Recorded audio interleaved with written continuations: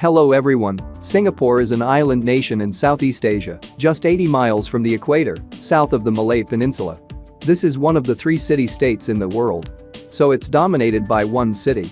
Singapore, which gave the country its name, has a surface area of 728.3 square kilometers. The furthest point in the country is only 30 miles.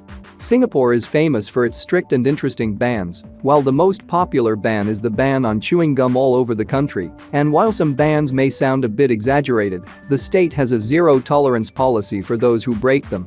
The penalties go from fines to whips to prison to death, and I have to briefly talk about Singapore's history before I talk about life in the country and the interesting bans that have been imposed.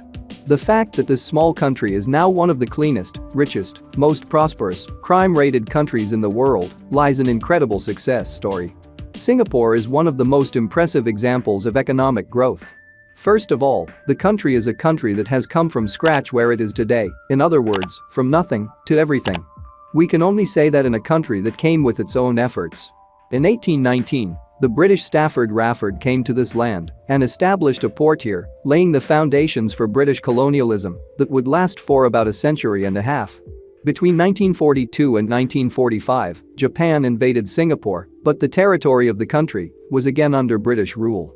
Singapore joined the Malaysian Federation in 1963, and when it gained independence in 1965, few countries thought it could survive. Because it had no industry, no natural resources. On top of that, he has a poor and uneducated people from very different ethnicities. So they didn't have a common culture. It was a country that couldn't even produce drinking water, that was completely dependent on the outside. All the country had was human. That's why the government invested in people. With a reliable legal system, cheap workers, low taxes and a talented people who have become educated over time, the country has become a magnet for foreign investors. According to the Ease of Doing Business Index rankings today, Singapore is second in the world. Singapore's most important advantage is that it has the busiest and second largest trading port in the world. This is one of the most important financial and freight transportation centers in the world. Lee Hsien Loong, the country's founder, who is now the world's longest-serving prime minister, has always said he wanted people in Singapore to have an outstanding quality of life, and he achieved that goal in as little as 30 years. Meanwhile, some in the public saw him as a dictator. But given the state of the country today, the people of Singapore have benefited more than they have. The world economy is referred to as Asian tigers from Hong Kong, Taiwan and South Korea along with Singapore. This is due to the high growth rates of these 4 countries between 1960 and 1990 and rapid industrialization. If we look at the demographics of the country, Singapore is a country without a common language, ethnicity, culture and historical identity. So it has a wide variety of cultural structures. In fact, there is no Singaporean concept in the country. Everyone's immigrated from different countries. The total population of 5,880,000 is 74% Chinese, 13% Malay, 9% Indian, and the remaining 4% are of other nationalities. The country has no official religion, 34% of the population is Buddhist and 18% Christian. 14% are Muslim. 10% Taoist. 5% are Hindus and 1% belong to other religions, while the remaining 10% belong to no religion.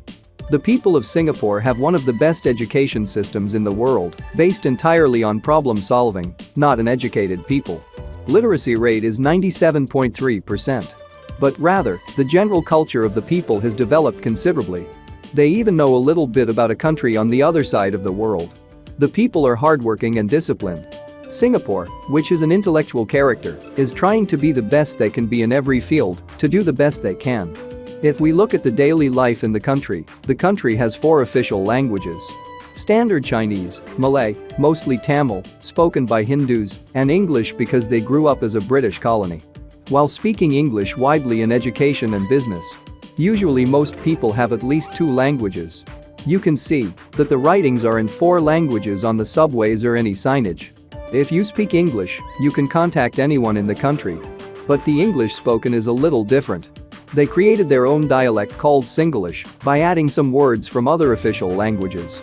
Still, that doesn't stop you from communicating. The country's currency is Singaporean dollars. All coins, including coins, have Singapore in 4 official languages. The $2, $5 and $10 bills are recyclable, while larger bills are made of paper. Their largest banknote is 10,000 Singapore dollars.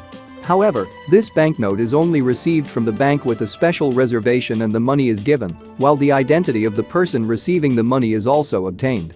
This allows you to easily find money in case the money is lost or stolen. Today, the country ranks second in the world in gross domestic product per capita. But there is a huge income inequality in the country. That's because there are so many super rich people living in the country, there's no such thing as a minimum wage. At 57.83 Singapore dollars per month, the country has the highest average salary in the world. 20% of the income of the country's citizens goes to a savings account, which people need, such as healthcare expenses or buying a home. The rest they can use when they retire. The unemployment rate is 3.2%. This is one of the least poverty-ridden countries. There are hardly any beggars or homeless people. Even the poorest person in the country has access to a home, first-quality healthcare and education that can be put in the head with state support. Singapore is the third least corrupt country, the country's prime minister, and the leader of the world's highest-paid country. His annual salary is about $1,700,000. While Singaporeans are richer than most people, many things in the country are quite expensive, even for the public. This is the fourth most expensive city in the world. There are a lot of people working in Singapore and living in Malaysia. They commute between two countries every day. There's a big shopping spree going on in public. There are 171 malls in the tiny country. But because everything is so expensive in Singapore, people just go shopping to Malaysia, which borders it, or Indonesia, the nearest country. This is one of the most expensive countries in the world to buy a car. Since the country is a small island nation, the state keeps taxes too high to keep car use under control. Car prices start at 100,000 Singapore dollars, and just because you have money doesn't mean you can own a ar the next day. The number of people waiting in line to buy a car in the country also affects car prices. A 10-year driving tax ranging from $40,000 to $50,000 is added to car prices so you can drive that car. People usually rent cars instead of buying them. Because every year the value of the car decreases, and 10 years later that car is removed from traffic. Let's say you bought one car for 100,000 Singapore dollars. The value of that car drops from 10,000 to 10,000 every year, and after 10 years it loses all its value. After 10 years there are two options. Either scrap your car and give it away, or renew the 10-year usage tax. But when you renew, you have to pay much more than the first tax you pay. The government doesn't want an old car. Since there is a parking problem in the country, another of the requirements for buying a car is to report one parking space that you can use continuously. It is regularly inspected to see if it keeps your car clean, and if it is not clean and well maintained, a hefty fine is imposed. Meanwhile, the steering wheel is on the right and the traffic is flowing from the left. And even in the backseat, it's mandatory to wear a belt. One of the things visitors to the country say is that Singapore is one of the most boring regions in Asia. The biggest reason for this conclusion is, of course they do. All bans I will tell you apply, not only to the people of Singapore, but to everyone who visits the country. The reason Singapore is so clean, flawless and successful is because the discipline it has prohibits anything that might lead to a state ban from happening, for example, throwing gum on the ground. It may be forbidden, but it's forbidden to chew gum in the country, to sell gum, even to have gum with it. The reason, of course, is that environmental pollution is only allowed to chew gum on prescription for medical reasons. It is only sold in pharmacies. The penalty for chewing gum is 1,000 Singapore dollars, while the penalty for smuggling chewing gum into the country is 100,000 Singapore dollars. Anyway, the penalty for using, possessing, trading substances in the country is not a fine, but a death sentence. You're not just paying a $1,000 fine. And for 12 hours. You have to work in public office wearing a vest that is understood to be grounded from the outside. The penalty for spitting on the ground is 1,000 Singapore dollars. In fact, most movements that would normally be against society are illegal. Some elevators have sensors, and if someone unerries in the elevator doors are locked and won't open until the cops arrive. It's illegal in the country not to flush in all toilets, no matter where you are in the country, even if the fine is around $150. By the way, public toilets are free all over the country. Let's say someone talks back and forth about you. You can easily report this person. Lying to justice in this country is a huge crime, so no one can deny it. Since 2019, the penalty for spreading false news on the internet is 10 years in prison. Anything that can interfere with someone else's happiness and peace in the country is being prevented. It's forbidden to sing profanity in public places. If you disturb someone by playing an instrument badly, it's punishable by up to 3 months in prison or a fine. You have to get permission to be a street musician anyway. Obscene content, stocks, magazines, movies are also banned in the country. Let's say the curtains are open in your house and you're getting dressed. If he sees you one naked, he'll be sentenced to up to 3 months in prison or a $2,000 fine. The country's ban on homosexuality is 2 years in prison. Taxis are known only from the taxi rank, meaning it is forbidden to take random taxis on the road, even if the street is empty. The penalty for crossing the street at a red light, not using the crosswalk for the first time, is 20 Singapore dollars, while the second is $1,000 and the third is 3 months in prison. Drink driving is fined between $2,000 and $10,000 or jailed for no more than 12 months. In addition, the person is banned from traffic for 2 years. If you commit the same crime a second time, this time the fine ranges from $5,000 to $20,000. In addition, a 2-year prison sentence is given, and the traffic ban is at least 5 years. Smoking is strictly forbidden in all public places. The penalty for containing only in designated areas is 1,000 Singapore dollars.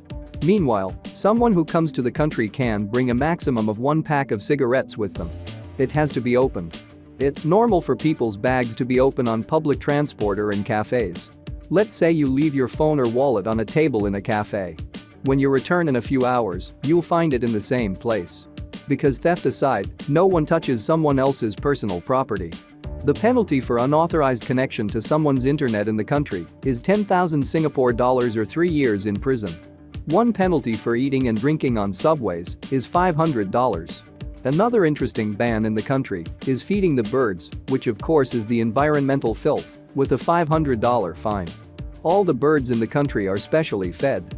There's no way to buy a house in the country. Let's say you have a house and you're getting married. But you also have the person you're going to marry. You can't have 2 houses after you're married. The government requires you to sell a house. That's how that money somehow returns to the country's economy.